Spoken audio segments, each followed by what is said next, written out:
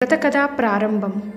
శివభక్తుడైన అగస్త్య మహర్షి సుతేష్ణ మహర్షితో ఇట్లు అనెను: ఓ సుతేష్ణముని, నీకు నేను ఒక రహస్యము చెప్పెదను అని ఈ విధముగా చెప్పుట మొదలుపెట్టెను. చైత్రమాసమున శుక్లపక్షమి నాడు సచ్చిదానంద స్వరూపి అయిన రామచంద్రుడు అవతరించెను.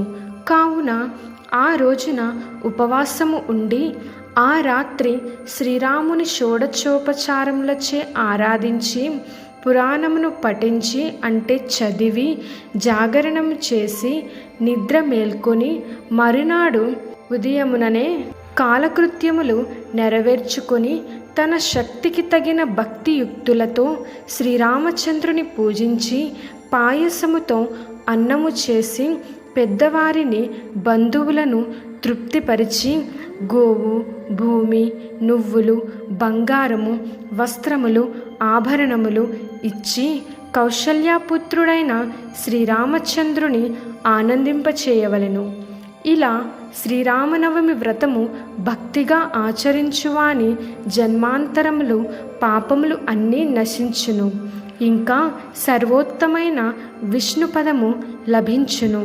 ఈ ధర్మం అందరికీ ఇహపరలోకములందు భోగములు మోక్షమును కలిగించినది.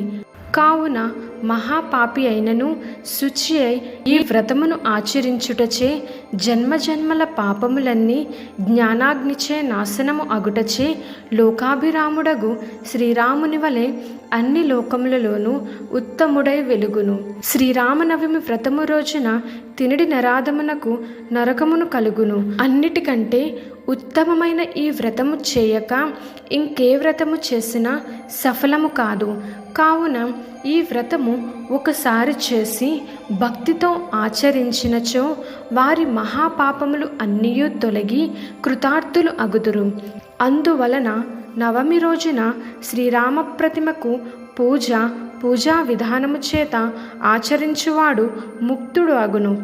ఇతని పలుకులు విని సుతేక్షణుడు ఇలా అడుగుచుండెను: ఓ లోపాముద్రవతి, ఎప్పుడు ధనము లేని వారైన మానవులకు సులభమైన ఉపాయము చెప్పుమనగా అగ్రస్యుడు ఇట్లు పలికెను: ఓ సుతేక్షణ, దరిద్రుడు అగు మానవుడు తనకు కలిగియున్న వరకు స్వర్ణ రజతాదులలో అనగా బంగారము దేనిచేనైనను పైసల లోపము చేయక శ్రీరాముని ప్రతిమను చేయించి ఈ వ్రతం చేసినచో ఆ వ్యక్తి యొక్క సర్వ పాపములు తొలగిపోవును.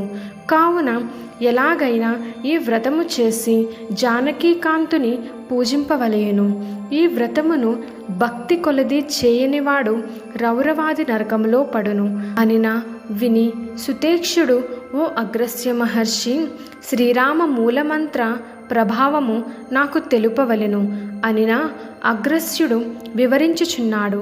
సమస్తములైన రామ మంత్రములలోనూ రామ షడక్షరి అను మంత్రరాజ్యము ఉత్తమమని స్కాంద పురాణము మోక్షఖండములోని రుద్రగీతమందు శ్రీరామును గూర్చి రుద్రుడు అంటే శివుడు చెప్పుచున్నాడు. ఓ రామ, మణికర్ణిక ఒడ్డున మరణము పొందే మానవుని దక్షిణ కర్ణమును అంటే కుడి చెవియందు శ్రీరామ రామ రామ అను తారక మంత్రము ఉపదేశించెను. కావున నీవు తారక మంత్రము ఉపదేశించెను కావున నీవు తారకపర బ్రహ్మము అని పిలువబడుచున్నావు. కావున పరిశుద్ధము పాపనాశనము అయిన శ్రీరామనవమి వ్రతము శ్రద్ధా భక్తిగల మానవులకు చెప్పదగినది. ఇంతేకాక బంగారు, వెండి, రాగి మొదలగున లోహములలో దేనితోనైనను శ్రీరామ ప్రతిమను చేయించి అందు దేవుని ఆవాహనము చేసి ఇంతకు ముందు చెప్పిన విధముగా పూజ చేసి ఆ ప్రతిమ దగ్గర శ్రీరామనవమి రోజున ఏకాగ్రచిత్తుడై అంటే మనస్సును దేవుని యందే నిలిపిన వాడై జపము చేయుచు నుండి మరునాడు పునః పూజ చేసి అంటే మరలా పూజించి సంపూర్ణ భోజనము దక్షిణ దానములచే బ్రాహ్మణులను సంతోషింపచేయుటచే లోకాభిరాముడైన శ్రీరాముడు అనుగ్రహించును అంటే సంతోషించును. కావున మనుషుడు ధన్యుడు అగును. ఈ విధముగా 12 సంవత్సరములు చేయుటచే సర్వ పాపకర్మలు నశించిన వాడగును. రామమంత్రము తెలియనివాడు ఈ వ్రతము రోజున ఉపవాసము ఉండి, అంటే భోజనం ఇంకా ఆహార పదార్థాలు ఏమీ తీసుకొనక శ్రీరామస్మరణ చేసినచో అన్ని పాపములు పోయినవాడగును. మంచి గురువు వద్ద మంత్రం తెలుసుకున్నవాడై, ప్రతి గంట నిశ్చలమైన మనస్సు కలవాడై, మోక్షమును కోరినవాడై పూజించువాడు సర్వదోషములచే విడువబడి నాశనము లేని శ్రీరామతారక పరబ్రహ్మను పొందునని అగస్త్య మహర్షి వివరించెను.